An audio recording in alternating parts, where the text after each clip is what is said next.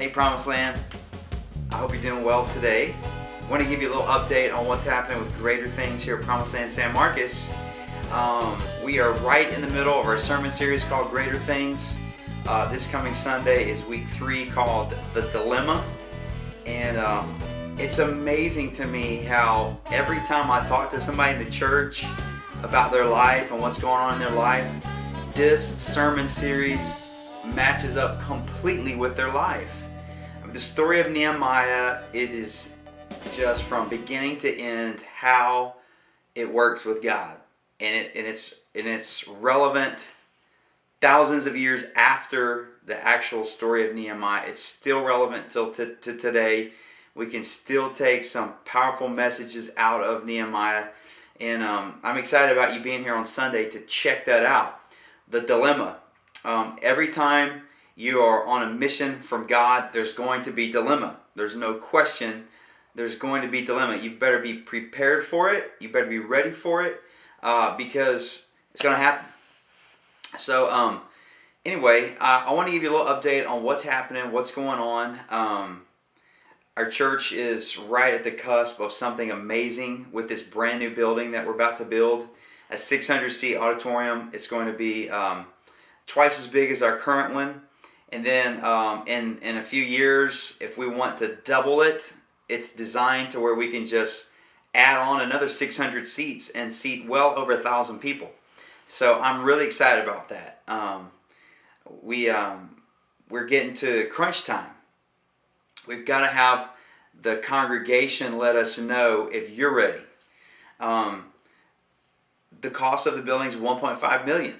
That's going to double our congregation in the sanctuary. It's going to double our congregation in our kids area. It's going to give us ample parking for everybody to park.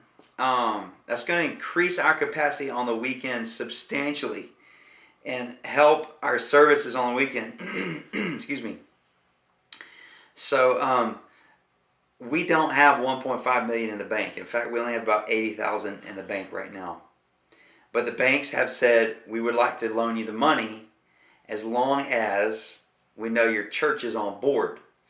And so we're coming to you saying, church, are you on board with this?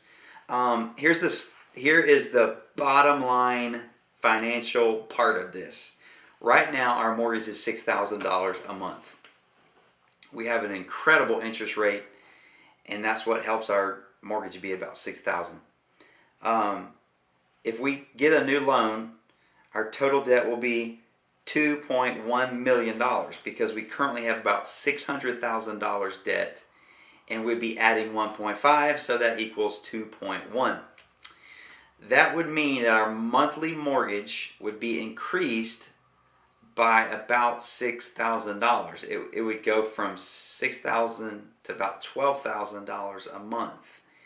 Our total monthly budget is about $50,000.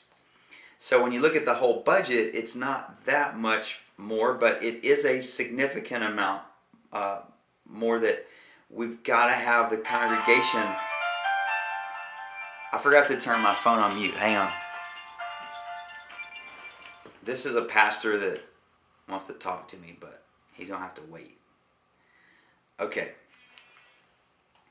So where was it? Mortgage, $12,000 a month.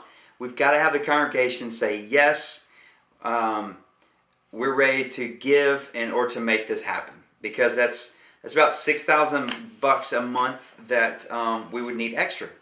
If you multiply that times 12, that's about $70,000 a year that we need extra. But then you include utilities and extra expenses, things like that. It's going to cost more than just the mortgage. Our goal is to bring in $100,000 to $150,000 this year for our building. So we need as many people as possible to bring their offering on April the 10th, as much as they can bring, and then pledge the remaining amount of their commitment over 12 months. Take the card that you got in the mail or at service, pray over it as a family, discuss as a family what you can do to give to this giving initiative for this building. Depending on how much comes in, if we have more than that come in, we're going to plant a church in the U.S. We're going to put some in savings. We're going to stockpile some, a margin of 3 months. We'd love to have 3 months worth of expenses and savings that we never touch. We believe that's very wise financial decision as a church. So that's where we're headed, and we need your input. Find an amount that your family can give, and maybe there's something that you need to give up this year in order to give extra, because I know the economy is not really strong right now. There's people that have lost their jobs, and it may seem just bizarre that we're talking about raising more money in a depressed economy, but it's biblical. In the Old Testament, the widow was asked by the prophet to make him a cake, and she said, I don't have enough material to even feed my family one more meal. And he said, give me a cake, make me a cake first, and then God will provide. And she did that. She provided for the prophet first, and then she had enough for her family until the recession was over. Now, the money you give is not going to me at all. None of it. Zero is going to me. So I'm not trying to tell you to give to me before you give to your... No, it's going to the kingdom. It's going to build a place for ministry to happen in a bigger, greater way than it is already. Because it's already happening awesome. But it's bigger and greater things God's calling us to here in San Marcos. So you're a big part of it. So pray over it. Bring that card with you on April 10th with the amount that your family can give on top of your regular giving. And if you can bring as much of that offering as possible at that time, and then the remainder of that, just bring with you monthly. Just bring it. You could give it all the next month. You could give it all the 12th month. The suggested, hopeful option is if you could break it up into 12 increments and give it over 12 months. But my family's getting our tax return tomorrow.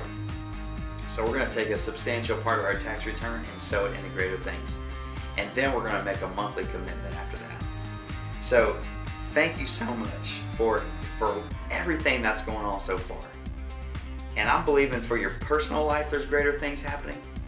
And I believe for this church that you're a part of greater things happening. So I'll see you Sunday.